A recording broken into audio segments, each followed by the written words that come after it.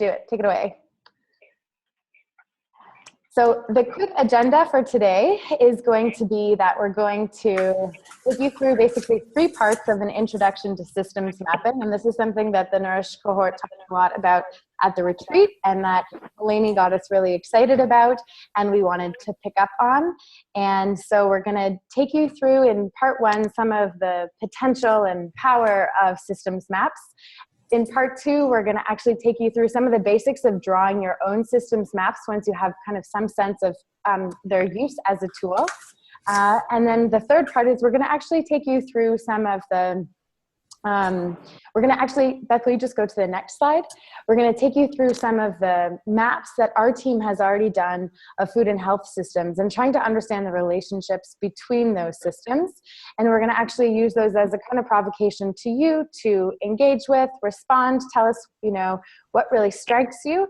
And then we're going to invite you to make those maps your own and continue to workshop them or use them as a guide as you continue to develop your own maps. And then we'll end with a discussion, and there'll be a point kind of halfway through after we do go over the basics of drawing the systems map where you can chime in with any questions that you have as well. So with that, you have the learning objectives as a reference. They're in the slides that we sent to you, so we won't spend too much time on them today. And I'm just going to pass it over to Beth to take us through the beginning of part 1. Okay. So we really just want to say a few words about what systems mapping is generally and give you a couple of examples of how it can be useful. And I'm actually going to start with the last point, which is we're all learners. We're all learning in this systems mapping voyage. I think the 4 of us that are leading the call have all had different experiences with systems mapping over the last couple of years, but we're always deepening our learning, and we're, I think, certainly not experts, but you're also experts, and that's part of what we wanted to say about systems mapping. So what it is definitely an iterative process that explores the relationships between different elements of a system. And so you constantly will be going back and changing things as you realize that connections between things aren't necessarily what you thought they were, and so it's a constantly thing. Holistic thinking, it permits you to really bring all the different parts of the system into one space, make invisible things visible. And this is, some of those invisible things are patterns and beliefs and assumptions. And so one thing that system mapping can do is to help people that come from very different perspectives to come to a common place of understanding about a system and maybe understanding some of the blockages or opportunities of the system. It's also a great way of exploring why the current system doesn't always generate the results that we all want, because of a whole bunch of things that we'll get into in a couple of the examples. And it's also a very visual way of communicating. So just backing up to what mapping is generally, there are lots of different kinds of mapping. And maps can do things like map out the connections and relationships between stakeholders. Like in this map, which Haley designed with Cheryl, it looks at different stakeholders and the connections between them, as well as how decisions are made and flows of food. The kinds of maps that we're going to be talking about primarily is, and this is on purpose out of focus because we do not want to get into the details of this map, but this is just an example of the kind of incredible complexity that systems maps can include. And we're going to zoom in on some parts of system map to be able to actually talk about the linkages, but when you zoom out, it can be this complex and 10 times more complex. And I'm going to pass it over to Maleni now to talk about a couple of other kinds of maps and her experience. Okay, thanks, Beth. So for those of you who aren't part of the Nourish cohort, this might be new. For others, it's a bit of a familiar framework. This is the Nishnabe medicine wheel, and this is a teaching, but it's also, I think, a heuristic tool or a framework that talks about holistic thinking, and I wanted to share it because I thought it helps us think about exactly the purposes of systems mapping, which is making the invisible visible. And so these are the 4 quadrants of an individual. So at the personal kind of micro scale, our teachings are that people have these 4 parts to themselves, which is mental, emotional, spiritual, and physical. It also represents the 4 directions, 4 medicines. It represents the 4 phases of life.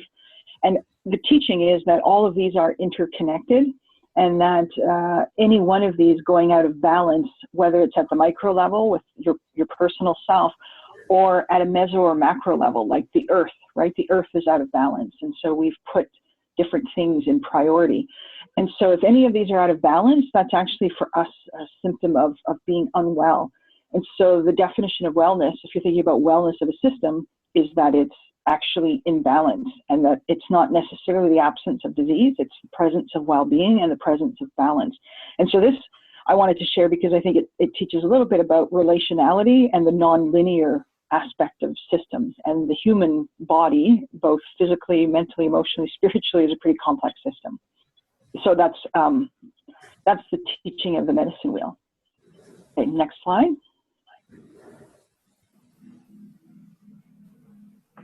Can you see it? The case study? Yeah. So the case study, so for me personally, I used to work at the Canadian Red Cross, and I was trying to change some of the practices and some of the attitudes and different things within a pretty large organization. And so this was the first systems map that I ever created. It's not actually what I would think of as a legit systems map now. My plus and minus signs are just kind of guesses on my part, but you can see that I was mapping out the micro, meso, macro, and the things that systems maps helps you do is think about the scale that you're operating in. Say it's your farm or your organization or your office. Then think of a scale above that and a scale below that. And that's where you can start to see system dynamics. This essentially maps out system variables. So I looked at the Canadian Red Cross's disaster management paradigm or their program, and I saw all of the other things that affect that. So natural hazards, climate change, disaster risk and loss. In the middle was the system goal. I thought that we were dealing with the prevention of risk and loss. And so I looked at the Sendai framework, which is an international tool, the Sustainable Development Goals. Those are UN tools. And then at the bottom, you'll see I had traditional knowledge, community resilience, and ecosystem resilience. And I thought those were factors in mitigating disaster. And so when I have a plus sign, I'm basically saying traditional knowledge would positively have a causal feedback loop with community resilience. And I know we're going to get into that a bit later, but that's the benefit of even a basic map, is to start helping you think about what some of your tools are. Okay, next slide, and some of your variables.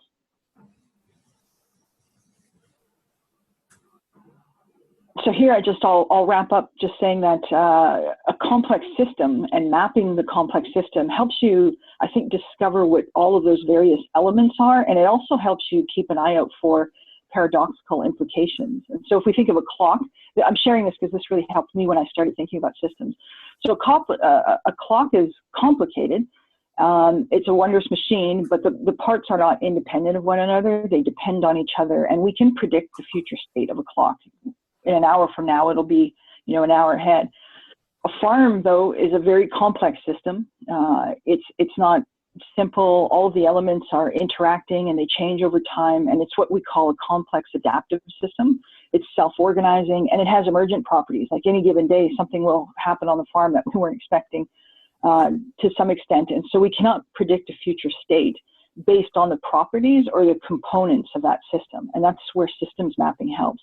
And essentially, it helps us see the variables and the relationships. And the important thing is that nobody's in charge of the whole system. And that's why we look for leverage points. And that is really what helped me when I started thinking about complex systems and how I could start to understand the interconnectivity.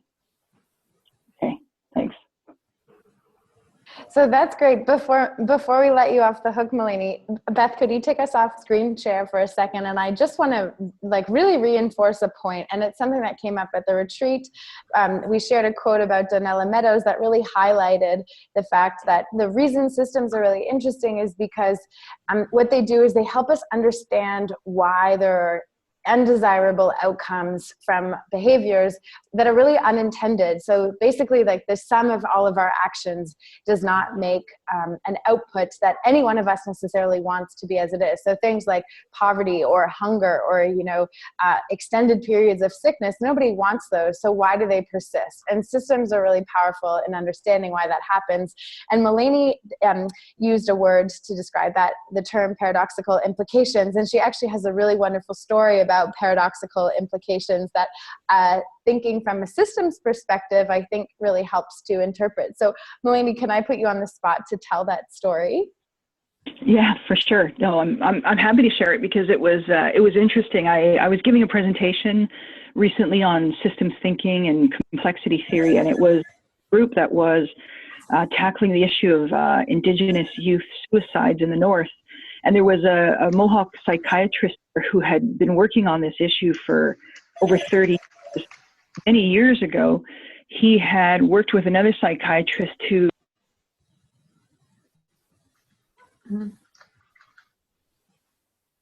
to tackle the suicide issue in the North. And they thought that, well, what the young people needed was access to psychiatric care, that they needed mental health supports. And so they went forward, got funding, and put in place a telemedicine opportunity for young people to work with psychiatrists to get psychiatric care. What they saw, however, was not what they were hoping for. They actually saw a spike in overdoses, so an increase in attempts.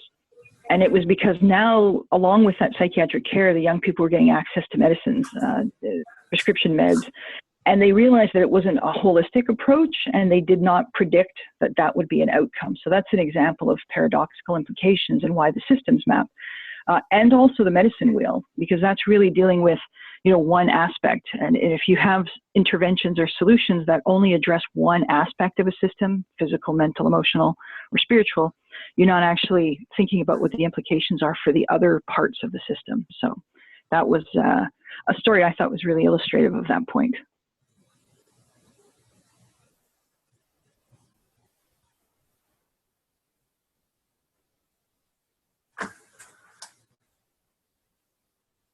You're on mute, Haley. Okay, perfect. Better? Thanks. Thanks so much, Malini. I find that story so helpful when we think about this. So where we're going to shift now that Malini has given some of the context drawing on her experience with the Red Cross and disaster management, we want to start to give you some of the tools to begin to map, and really want to highlight the fact that it is the process of mapping itself that is really powerful at surfacing insights and assumptions, and that often I think it's like that part that's more valuable than like the actual map at the end. So for example, there's such a richness when Malini speaks about her insights, but it can be sometimes difficult to interpret a map, like the one we put up on the screen, without those stories and hearing the insights that came out of that process. So Beth, it looks like it's not actually totally full screen yet. But what we want to do when we take you through this section on the basics of drawing a systems map is start with a provocation, because often it is really helpful to have some sort of phenomenon or event or a system in general that you want to be looking at. So you kind of start with a question. So on the next slide, we are going to start with a question that comes from a food, okay, perfect. Okay, so elements of a system map. Now I'm just going to pause for a sec because Beth, again, I can actually see your screen, but I don't actually just see the one slide. We'll give it a sec to come up. But there's basically a few elements of a map that you begin to think about. So first there's like the question of the provocation that you're going to think about. And then the next thing that you want to do is you want to think about what is the boundary of the system that I'm looking at? And so that's kind of like the limits of what's in consideration. And we're going to go through an example for each of these. And then the next one after the boundary of the system is you want to think about the stakeholders who are in that system. So who are you considering, and actually who's not part of the equation that you're considering. And I can see Beth shaking her head trying to find the slide, so I can just pause for a second. Or you can just go back to having it how it was before. But I think it's just a question of doing sharing the slide rather than sharing in presenter mode.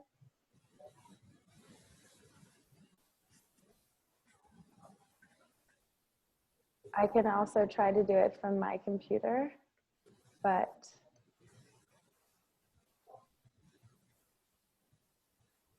no. You got it? No. Yes. Okay. It looks like it's working.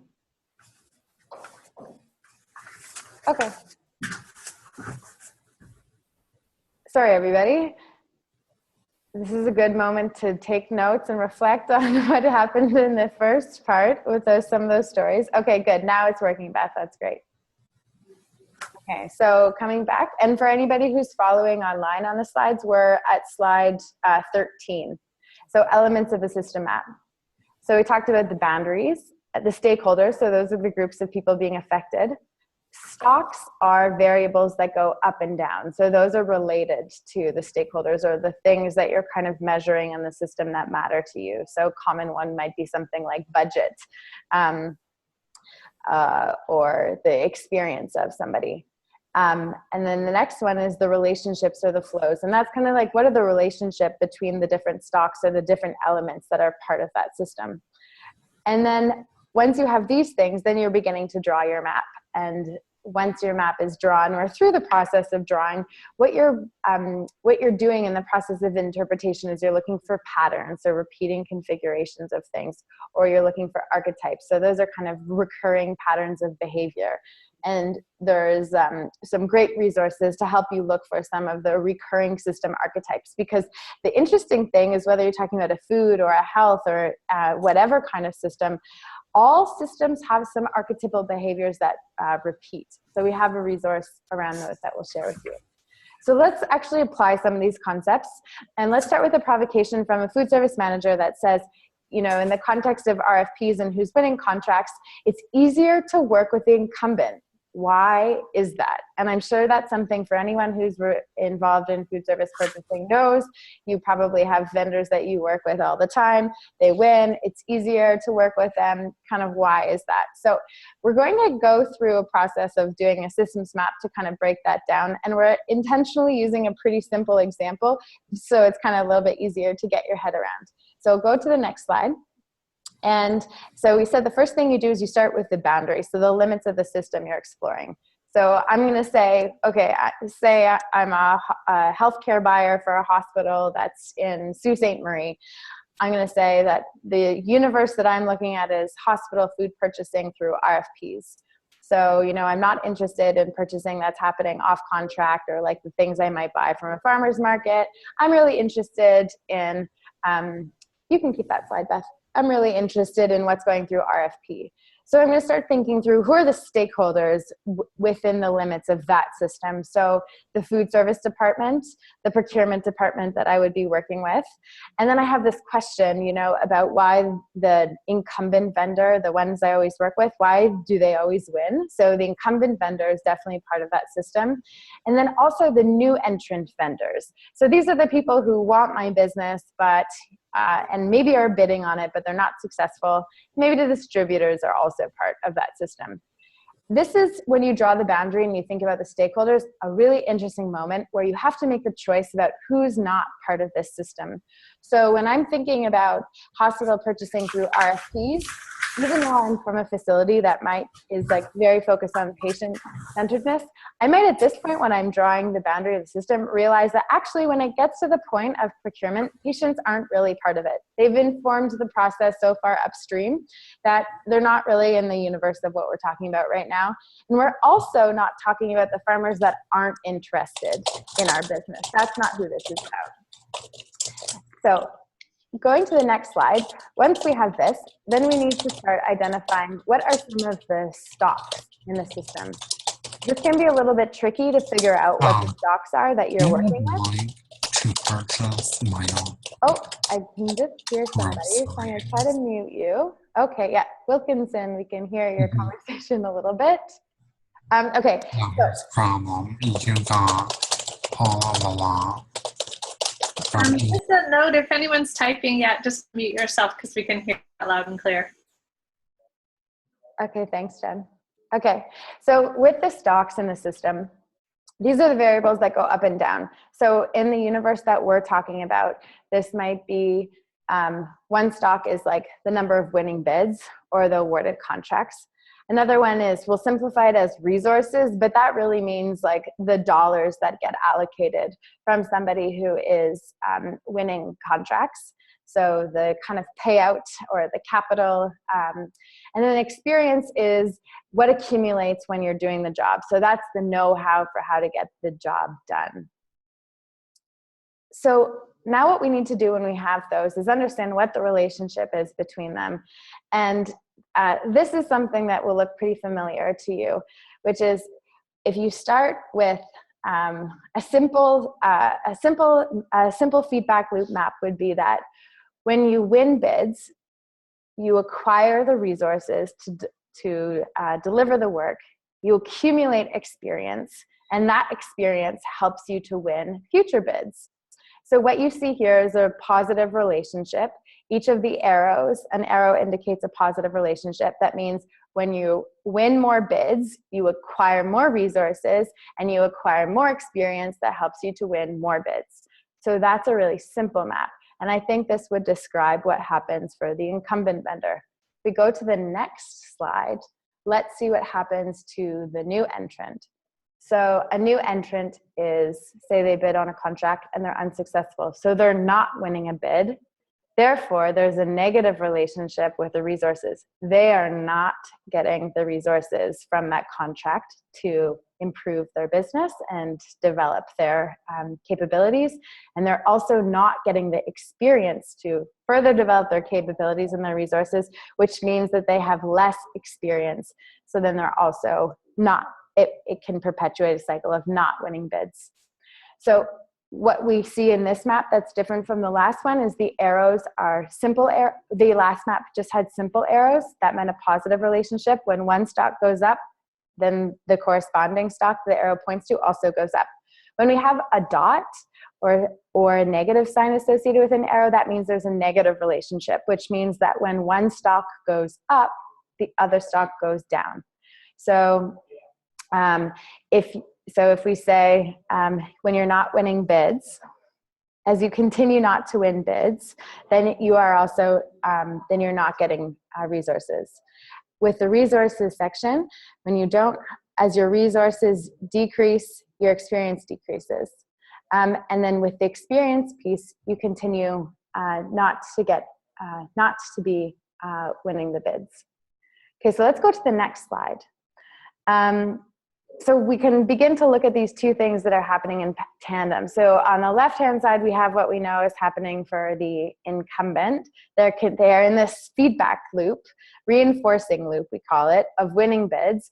And then we also know that the new entrants are in this feedback loop of not winning bids. So we start to see this pattern. And these kinds of patterns, when we recognize them, and they're probably something that you already knew, then, or the pattern is something that you probably are already aware of, then this is when it becomes really interesting to be able to communicate it visually, but also to go and look for archetypes in the system. So what we're seeing here when we describe this scenario is actually a system archetype that's really well documented and studied, which is called success to the successful.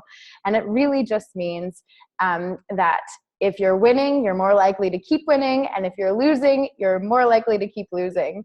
And this is what the system archetype applied to this context looks like. And this is, again, like feedback loops, reinforcing loops. That's what the little R is in the middle that we see across systems. So if you start at the very center where it says contract to the incumbent instead of the new entrant, you see that as the contract goes to the incumbent, then the incumbent gets new resources. As they get new resources, they get the experience. Their success continues and they're more likely to continue to win contracts. And on the right side of the circle, when the contract goes to the incumbent and not to the new entrant, they don't get the resources, they don't get the experience, and their success is not, we're not adding to their success, so they continue to miss out on contracts. So through the process of going through that map, you can, if you're lucky, land on one of these little gems that's a system archetype. And these system archetypes are really I call them a gem, because once you land on an archetype and you realize that you have found one, there's lots of tools to help you understand how to work your way out of an archetype like this one. So, and you can arrive at a nice, clean version of something. So you would maybe share what you're seeing now in slide 22 with your team in a presentation and explain the process to get there.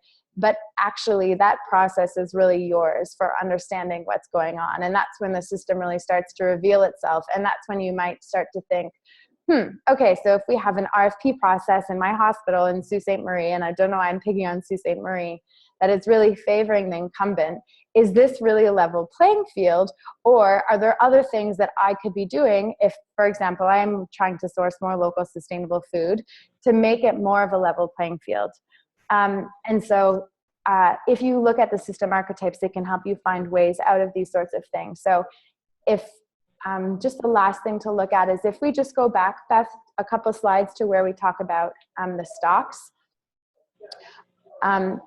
One of the things that you can realize is, like, to break out of this cycle is maybe you can't give resources to a new entrant if you want to help them break in. But if experience is something that matters and they're not getting it from winning the contracts, what are other ways that you could give them the know-how to get the job done? And part of that, and that we see people doing, is, for example, vendor education. So I'll pick on Marianne, who I know is on the call, or Wendy, who talks about this, the importance of building relationships with farmers and giving them the things that they need to know about your business and what your needs are so that they can successfully bid on a contract.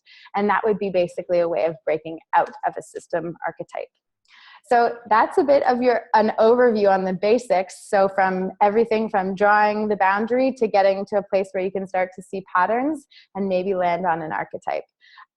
Easy as pie, or there may be some questions.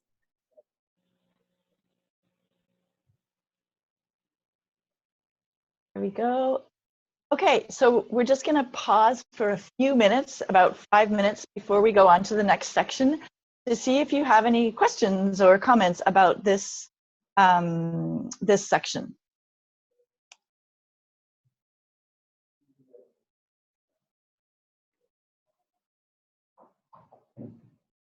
Hi, it's Carlotta. I have a question. Mm-hmm. Where do we learn about these existing archetypes that exist? Like, it makes sense what you just presented, but just wondering, how do we find archetypes that already exist in the literature? Where would we read about that? Okay, so at the very end of this presentation, there are 3 resources. The third one links to my favorite article in the whole wide world by this guy whose name is William Braun. And he breaks down, I think, 12 of the major system archetypes. And it is a pleasure to read this article, because basically if you just do it, you know, even as a beginner who's beginning to learn about systems, he cues you get enough of an understanding about how the archetype works, how to recognize it, and he gives you clues, like without having to map anything. He gives you little like clues or cues how to recognize what's going on. Okay. Okay. Does that answer the question, Carlotta? Yes, thank you so much. Perfect. Okay, great.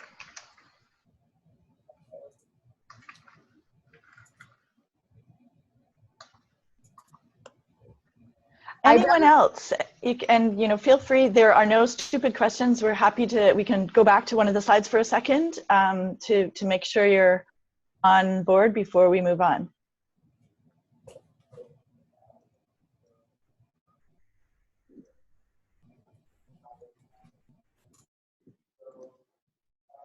And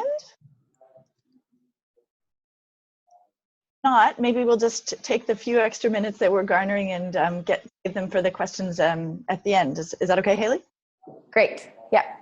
Okay, so I'm going to go back to sharing my screen.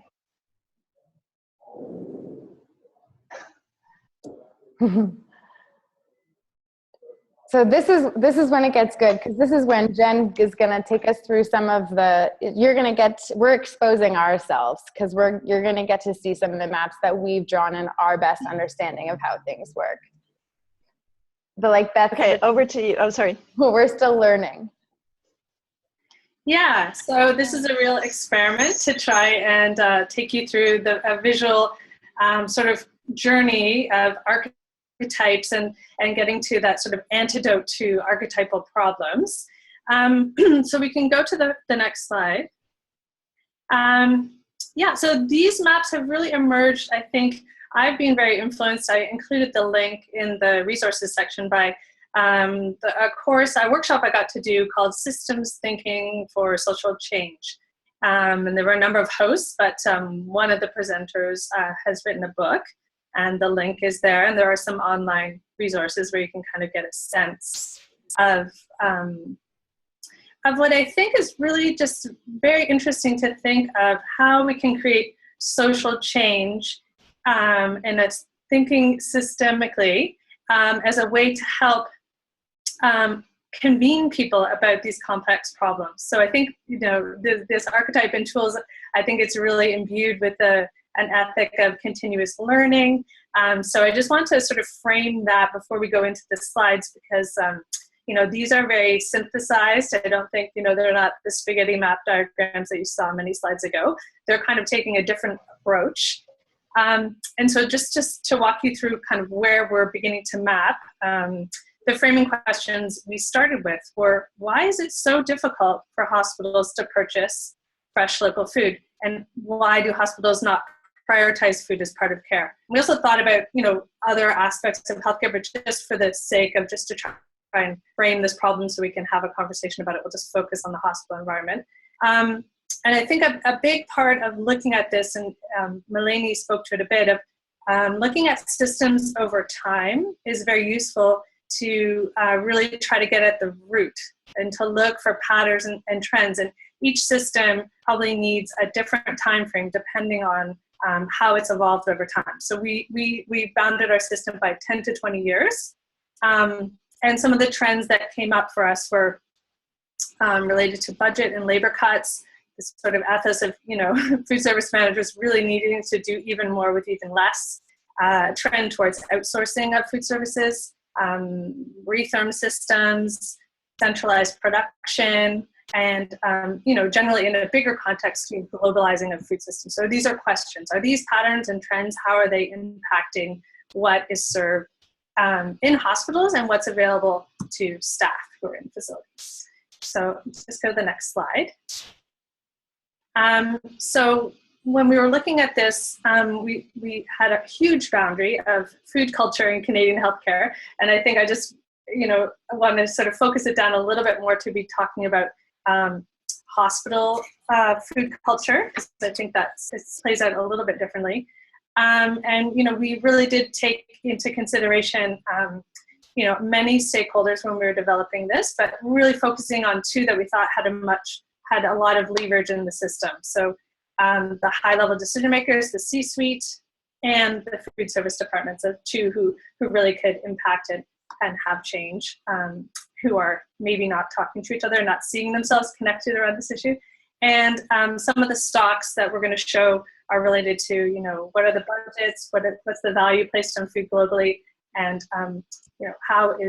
what food is in healthcare. So it'll become a little bit clearer, but processed food. So this is just a start. So this is just to bring you back to those diagrams that Haley was presenting. So this is, I think this is what we've distilled it down. So we have found this sort of overall pattern over time in healthcare food, that there's the symptomatic problem is budgetary pressure. So that's at the bottom, that is if you take the arrow on the right, which leads to cost cutting, which relieves the pressure. So that's just a really simple version of how a cost cutting measure works. So you have a budgetary pressure, you reduce your costs, it relieves the pressure. But when we go to the next slide, how we've seen this playing out as an archetype with food and healthcare is that it's a fix that fails. It's a fix that, I mean, that's a bit harsh, I find. It's a fix that backfires. There's many unintended consequences, which are highlighted with these, the yellow box on the right-hand side, the side effects. So if we take from our core cost-cutting budgetary pressure feedback loop, and then just to walk you very quickly through these other outer rings. So the first ring being so food waste. So over time, if the quality of food has become so extreme, or there's not staff or people to help patients who might have difficulty opening packaging, we're generating a lot of food waste, a lot of plate waste in a variety of ways. So this, in fact, is actually more budgetary pressure on the facility, but maybe it's not being recognized. It's not fully being taken into account.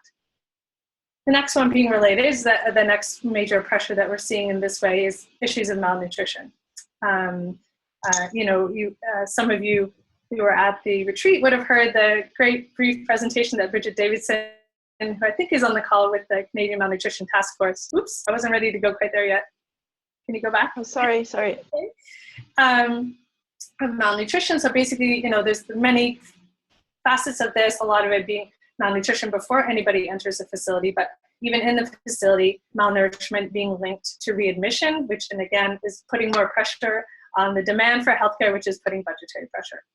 And then the third cycle, I think, you know, and this is becoming very big and broad and almost, you know, it could be its own system map in itself. But when you ask the question of, I think, why do hospitals have such a hard time purchasing fresh local food? I think a lot of it is related to what has happened over time in food services. And it's also related to major problems of unsustainability in our food system. So this is a big, big, broad one. And generally, you know, being part of the factor of what is putting more demand over time on healthcare, being related to diet-related disease or many of the, you know, externalized costs of our food system related to industrial agriculture and poverty. So I'll just leave it there as a sort of big, broad strokes here, and we'll be able to get more into the nuance in the conversation. So the next slide is where we get, I think, more a bit to some of the thinking leading up to and in developing, and I hope that, you know, this is something that we're going to be able to collaborate on and expand and use this systems map to have some continuous learning with you and, you know, in events like this and onwards over the next couple of years of Nourish. But this is the, in quotes, antidote to to fixes that fail. So this is an archetype of what happens when you take an even higher level look at a system where you have unintended consequences and how to start to think about how you can have fundamental solutions. One of the big challenges, and so we'll get into that other map. This is just a simplified version of what is the archetype. But the one thing, so the thing that's been added in there is the time delay. So that just as terms of a mapping tool, it's very important. So those double hashtags on from the bottom circle, connect food with healthcare, is it leading back to the budgetary pressures that often there is a real challenge in finding the fundamental solution and working on it, which is related to time, which is related to short-term decision-making frameworks when really we need to be able to take long-term decision-making frameworks. And so this is part of, I think, what is the work of Nourish, is to try to map out how we are not only addressing unintended consequences that have a direct impact on the budgetary pressure, so there's lots of innovations there, but also to have this longer view of how is it working more systemically, how can we address you know, what's being simplified here is the fundamental problem of diet-related disease. But I think there's other major pressures on healthcare related to food. So that we're putting food and health in this big, messy systems together, but trying to simplify it in a way that we can use this as a tool to try and have a conversation with all of the people that we need to engage to try to shift these systems. So, and then we'll just go to the next slide, then we can turn it over to having conversation. And this is part of, just to get a little demonstration of how you can use these tools to have conversations with stakeholders. So what's being mapped on here are just some thought bubbles of people who are impacted by the giant boundaries that we frame for our system of food and healthcare. So the food services at the top, a real problem, maybe a major mindset is we just have to work with fixed budgets. We can't do anything about it. I'm doing the best I can. I'm doing more with even less. Patients are in this system, but feeling, I don't like the hospital food, but there's nothing I can do. I fill in the form, but next time, or I saw a family member there, nothing changed.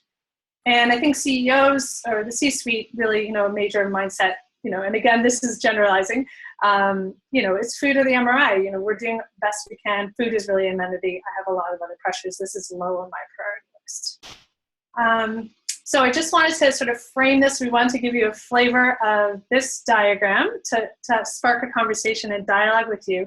But I just want to kind of bring back, where I think this is meant to be not that precise, sketchy spaghetti map, but more a tool where we can try to encourage people to come together and to see, where they fit into the system, where they might be having unintended impacts from decisions that they're making, and a way to encourage people to maybe think about the whole system versus just managing their part of the system, and to be having more of a spirit of continuous learning. And I think part of it is finding ways that we can frame small wins, small successes that we can have in the context of this diagram, so that in context of this map, because I think that helps people to see short-term wins that are working towards a longer-term vision, and not to feel defeated that we have this big problem of time delay often in this work. And I think it's just an important aspect of what systems mapping and systems thinking can bring to this work of trying to address really wicked problems. Okay. Here's mud. Yes, there we go. Okay, so that was a lot of information to absorb, and we have about 15 minutes left, I think, for in our hour, and we want to spend it having a conversation, getting some questions or some reflections. So we're actually just going to take a minute to for you all to think back on what you've seen so far, and just think about how systems mapping might be useful for you in your work, and what questions or provocations you have. Are there any particular patterns, one of those arrows that you would like to explore or challenge or whatever? Because as I was saying at the top, one of the great functions of systems mapping is being able to have people from very different perspectives be able to challenge each other and say, no, I don't think that, when food quality goes up, that patient satisfaction goes up. That arrow does not have a plus sign on it. So being able to discuss those relationships is really part of what we'd love to hear from you on. And then also, what for you would it be helpful to map? Just, what's some feedback that you have in terms of usefulness? So we're gonna just give you a second, think about that, and then we're gonna open it up and I'll turn off the slide share.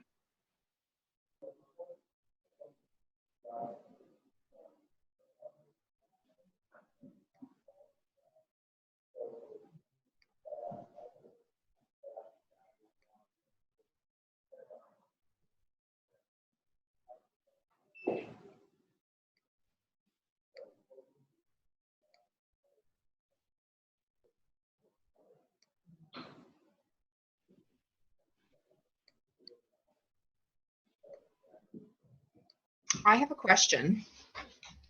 Ed. It's for Jen. Okay. So I really like that system map that you did in terms of, the budget and the cost measures and so forth. At which point in the system map, or is there an opportunity to put potential solutions or the positive? Like it almost appears like it's got a very negative, kind of connotation when you look at that system map, and it's actually depressing for me when I look at, the reality of what's happening there. So is there any point in the system map that, you can put possible solutions and kind of extend it to, what impact would that have to the system that you're trying to, map?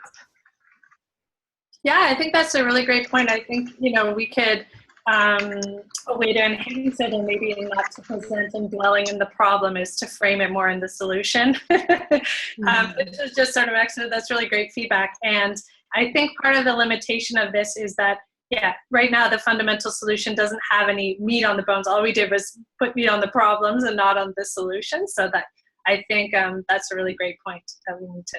So, and there are lots of things that, you know, can start to do this, from shifting purchasing to changing room service models to, you know, giving patients choice. So I think that's a really great feedback to share.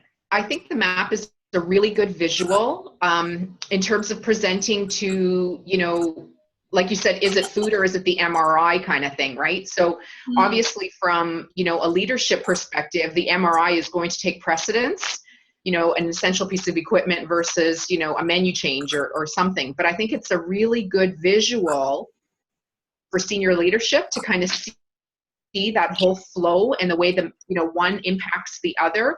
But I think it's also good to include then the positive, the solution-driven pieces, so that they come on board with some of the things that, you know, we're doing in our departments.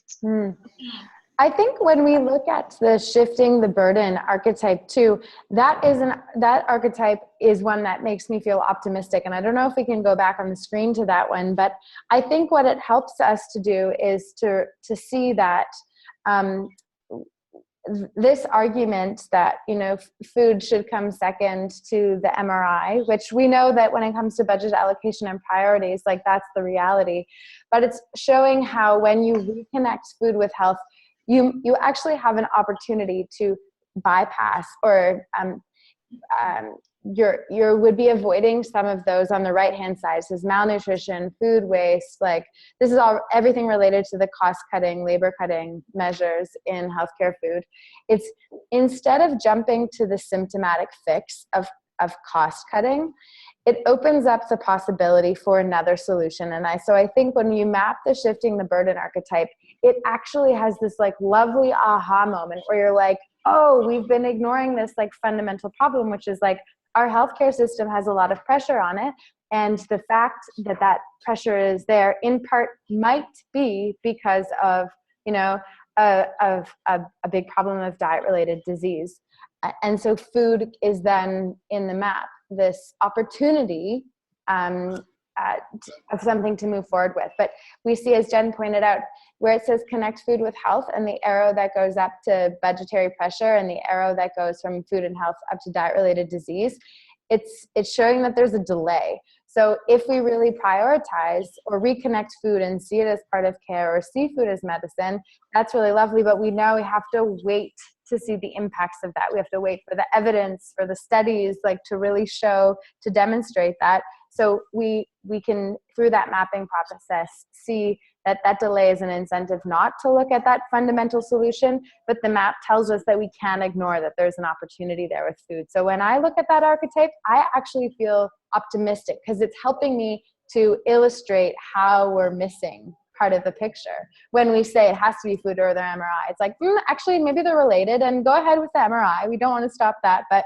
there's something else that we're not, that we need to make visible, which is that there is a connection between food and the care that's happening.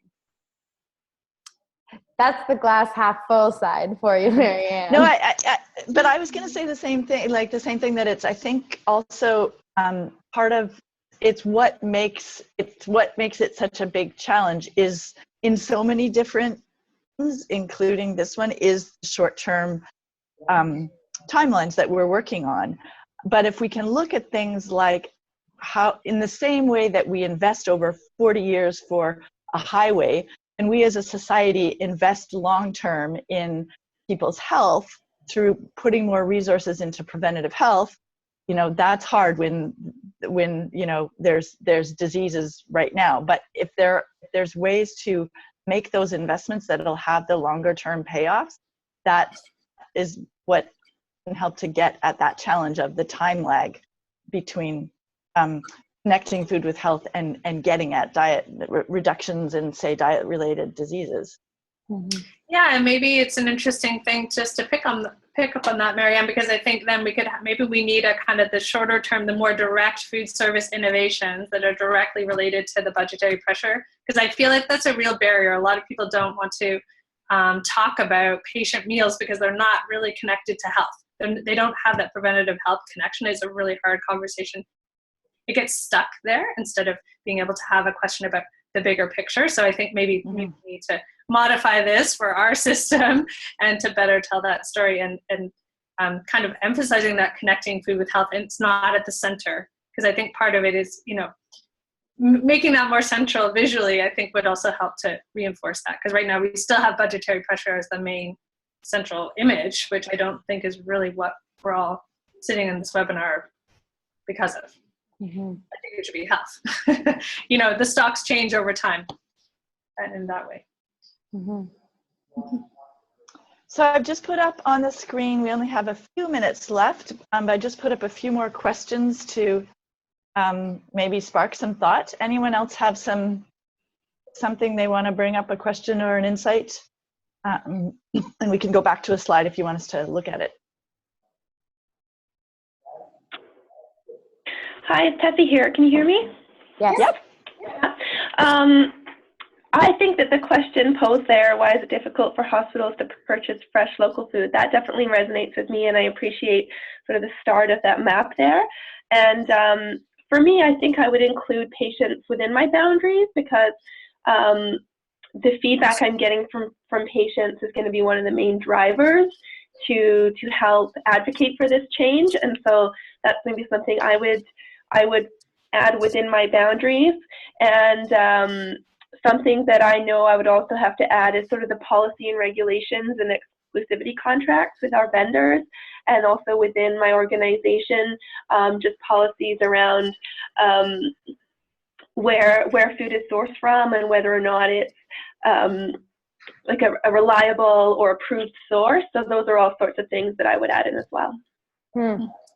That's great, Tessie. Yeah, and I think that's where you have that's where we can emphasize that it's the process of the mapping that's really valuable, because you have to come up against those. Oh, like, does the patient fit inside or outside of this? And yeah, and I think you're right that you have to make your choices. And I think sometimes the decision-making process of whether it goes inside or outside helps to surface an assumption and maybe face like a harsh reality of like, oh, I want them to be inside, but maybe right now they're not. And I don't know what, you're saying your circumstance, they already are there, which is great. But I think in many cases, the RFP process can become pretty distant from the patient. So yeah, great insights. That's cool. Good to hear. Who else?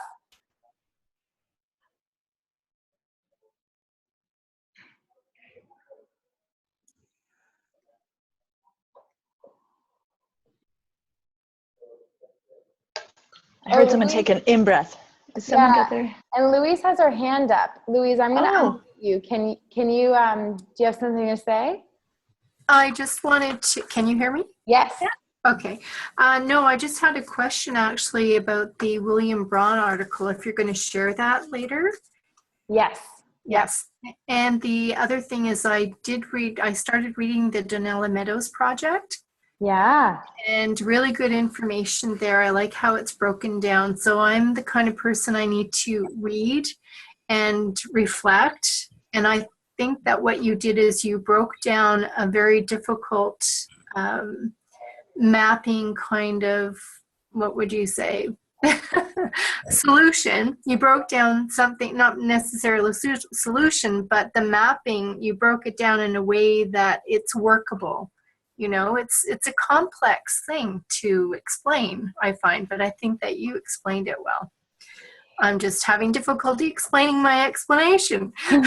Oh, that's great. And I'm glad that you're finding insight in Donella Meadows. And that's the first of the 3 resources that's shared on the last slide. And Donella Meadows is really like a mother in this area of systems thinking. And she does, it is a complex topic, and I gotta say, as Beth said it off the top, we're all still learning, and it's been like a couple of years that I've been starting to practice drawing maps, and it is hard, and all three of these resources are really wonderful to get a flavor of things. So Danella Meadows. Who's holding up the Danella Meadows? And I've got the David Peter Stroh one. Okay, yeah. So Danella Meadows does like a big overview. Everything in context, and you can get her book for free online, although I also recommend buying it because it's exceptional. And the William Braun one that you see on the screen, that last one, that's the one with the system archetypes. It's like a 15-page article, like read it on a Sunday morning. And then the David Peter Stroh one, I think you're saying Mulaney was holding up, and that's super wonderful as well. Those are all good starting places. They give you a different if you're trying to pick one and you want to talk to us about them, let us know. Mulaney's holding them both up. You're like, you win. I almost brought both today. Hold them both up. I'm going to put them on the screen. Do it again, Mulaney. Yeah, there they are.